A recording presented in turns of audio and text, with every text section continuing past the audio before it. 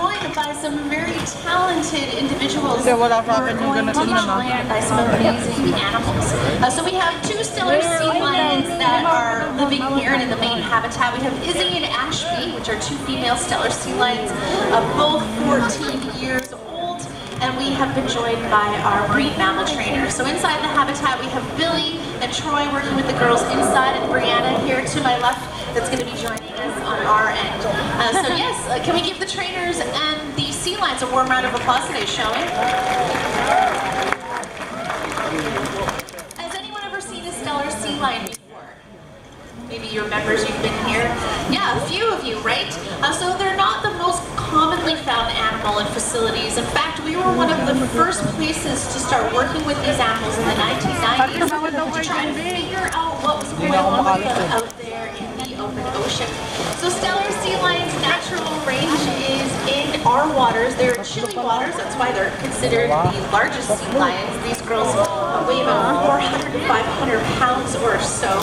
And the range is from the northern United States, usually Washington, Oregon, even as far up as to Alaska, and of course passing through British Columbia is where you'll find these animals. They are very large. They're not usually the ones you see people working with in facilities. Males are actually several times bigger, about 3 to 5 times larger than the females. Just to put it into perspective, they can weigh as much as a car, so they look like a completely different species. Most people are familiar with the California sea lion. Has anyone ever seen a California sea lion before? Yeah, and where do you think they're from? California. I just wanted to see if you had your lunch today. So yes, California sea lions do overlap. You can find them in Mexico, California, and they do in fact come this far north here off of British Columbia. Not for long, maybe just to have a snack and then head on back to California where it's sunny and they can find some girl or boyfriends. But certainly a little bit different when it comes to how they look. So the sea lions are very powerful, whether they're California sea lions or Steller sea lions, with their front flippers. So you can see how hydrodynamic their bodies are. They're very, very strong, they're streamlined, and they have some differences when it comes to looking at them in appearance. So the California sea lions that are males are just a tad bit bigger than the girls we have here. They're a little bit darker in coloration and have more of a bulbous forehead. The Steller sea lions have a flat forehead and are a little bit lighter, like a light shade of almost like a taupey color when they're dry. So they have more of a brownish color than that dark brown color. So certainly a great way to work with these animals, to have them to participate in research programs and projects. Because these animals can be identified by sounds too. You have the ability to see Steller sea lions right here off the coast. Wow, that is a Steller sea lion duet. Do you folks think you can beat that? On the count of 3, I want you to do your best Steller sea lion vocalization. Are you ready? 1, 2, 3. I think the sea lions really outdid you there, but that was a really good effort. Maybe one of the best I've heard so far since this new area has been done. So practice all summer long. I promise you will get it.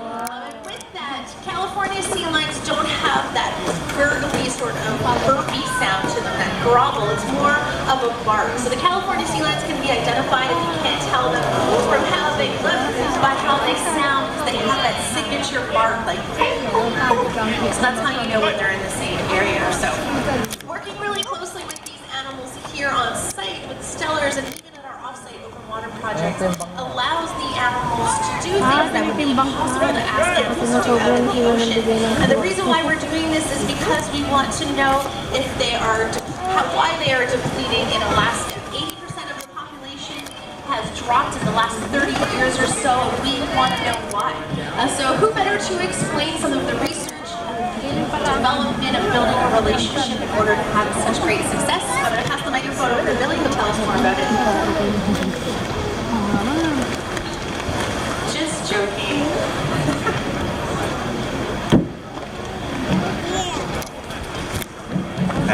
Oh, there we go. We're doing this a lot, Selena. think I did this to you yesterday. But not only are Steller sea lions animals that we can find off of our coast, they're large animals as well. In fact, today, actually to my right, you might be able to see a little bit of a weight here on the large scale. Izzy at the front, we know, weighed about 195 kilos. And today, Ashby, not too far off at 192, so that's between 400 and 500 pounds for those Americans out there. So they're very large animals. You maybe wonder how we weigh them in different areas of the aquarium, and it's just like this. We'll walk them to a large plate scale, and once we get them to sit on the scale for an accurate measurement, we'll bring them back into the pool for exercise behaviors, training research behaviors, as well as husband for their general care. And we could not do these things without a developed relationship. I myself have been lucky enough to work with both these girls since they're pups, and they're both 14 years of age. And this relationship is developed through time through three main components. Component number one is social interaction, which you'll see every day between the trainers and the animals, as well as the animals and other animals. Component number two is consistency between trainers. And thirdly, here is he. Here, just hold her for a minute. And thirdly, and most importantly, positive reinforcement, which you see here in the form of fish, that throughout the day comes in many other forms like playtime and toys. But without this relationship, we would not have the same level of success that we have today. Thanks, Selena. Thanks, everybody. Thank you, Billy. Can we give Billy a round of applause? Yes, and Brianna and Troy for that matter. They're working with several hundred pounds of animal here in this main habitat. And certainly, food is a great way to develop a relationship with the sea lion. So here in the aquarium, we know exactly what Izzy and Ashby are eating because it is in those buckets. It's herring, capelin, and squid. But what the research requires with the Alaskan population is figure out what they are eating in Alaska. Anyone have any good ideas on how you figure out what a sea lion's eating? I know, some of you are eating your meal, and I am going to be talking about more scientifically scat. We're talking scat today. So what goes in must come out, just like our digestive system, and that is the best way to figure out what the animals are consuming. So yes, up in Alaska, marine biologists are going and scraping scat from the rocks, collecting it in a bag, bringing it on site, and siphoning through with special equipment to find the bones, the scales, and the DNA to figure out exactly what it is the sea lions are eating in that area and what might be causing that decline. Has anyone here ever had an imitation crab before? Perhaps? Yeah, do you know what kind of fish that is? Cod? It may sometimes be cod. Pollock. Yeah, pollock is generally the imitation crab. When it comes to sea lions. So when you compare it to us, maybe you really don't want really full, realize that you're not getting any nutritional value from that, the overall scheme of things. So while the population is declining due to food source up in Alaska, here off of our coast of British Columbia, the challenges are a little bit different.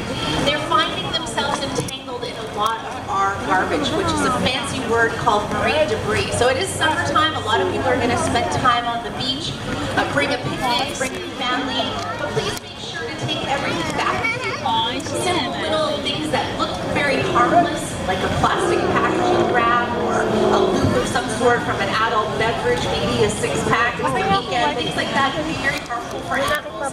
And we've actually gone out on several occasions to disentangle individuals, because there's estimated to be about 400 sea lions near Tofino alone that are entangled in some kind of debris. In fact, just a few days ago, I think on July 20th, we did another rescue off of Tofino with the Steller sea lion. So we've saved 7 Steller sea lions over a 3-year period, as well as 7 California sea lions. And you folks, yeah, thank you. You folks can help today as well too. When you're done your meals, take it to the compost bin. Anything you purchase here is compostable. That's why you paid a little bit more for it. It's made out of cornstarch, everything from the cups to the cutlery to the packaging and plates. So we don't want it to go to the landfill. We certainly don't want it to harm any of the animals. So that's how you can help us. If you see any animal in distress, whenever you're in doubt, give us a shout. Please stay back, keep your distance. Call our Marine Mammal Rescue Center at 604-258-SEAL. We have over 60 baby seal pups there, a baby sea otter that needs a name, so please go to our social media outlets and pick that name before Monday. A baby Steller sea lion named Bella Bella, and a California sea lion who has been shot, unfortunately, twice.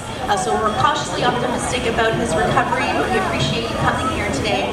And thank you so much for joining us. On behalf of the trainers, the Steller sea lions, and myself, thank you so much, folks. Everyone's scattering because it's raining today. Thank you so much, and enjoy the rest of your day. Aquarium. Obviously, this is a lot of rain for those of you visiting from out of town. So if you want to find shelter immediately, you can do so using the staircases on either side. You can head down to the underwater viewing area. If you're a Vancouverite or need the refreshment, you're more than welcome to stay outside with us. It's kind of nice and refreshing.